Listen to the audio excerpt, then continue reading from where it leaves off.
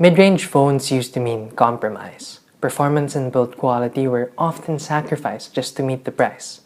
However, the Moto Z Play has changed that. Hi, I'm Enzo and welcome to Channel M.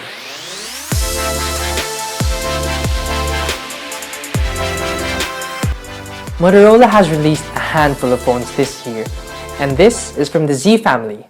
The Moto Z and the US exclusive Moto Z Force are its higher-end siblings, featuring a really thin design and a shatterproof display, respectively. The Moto Z Play has none of those.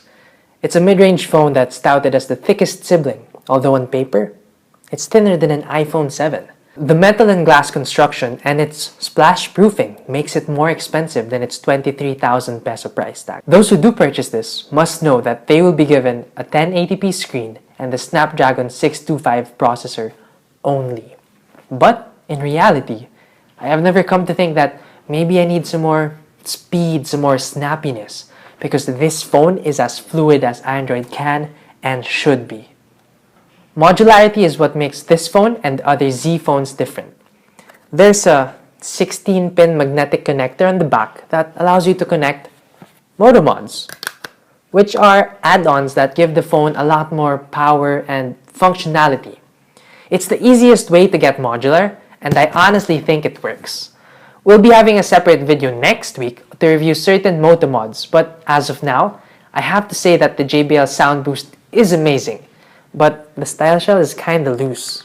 I'm a fan of stock Android found on Nexus phones, and Motorola's version of Marshmallow on this phone is simple yet powerful. Bloatware is non-existent, as it's all Google apps out of the box.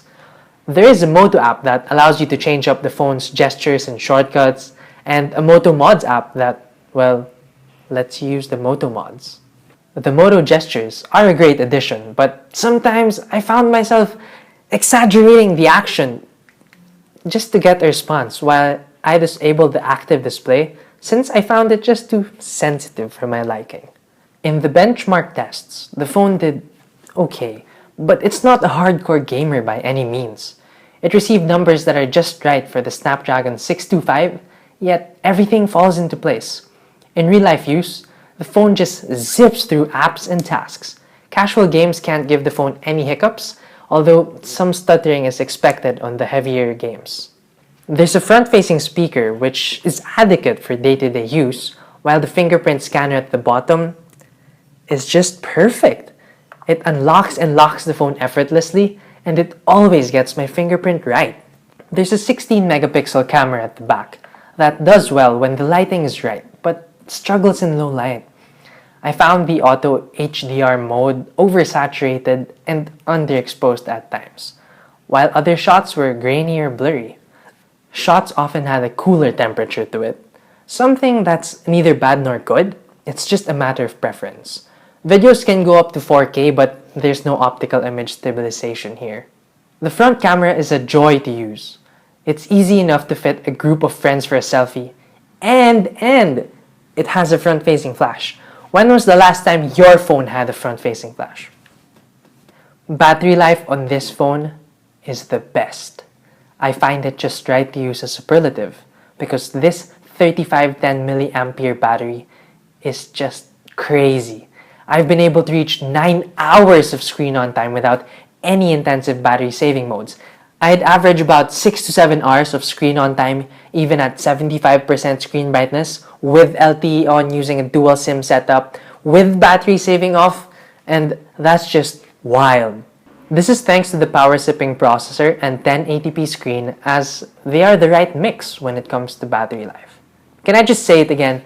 This Moto Z Play is a beast! As we come to a close, the question arises, would I buy this? The answer? Yes. I could recommend this phone just based solely on battery life, but that wouldn't be the full story. The Moto Mods and the overall performance of the Moto Z Play can handle most of our needs.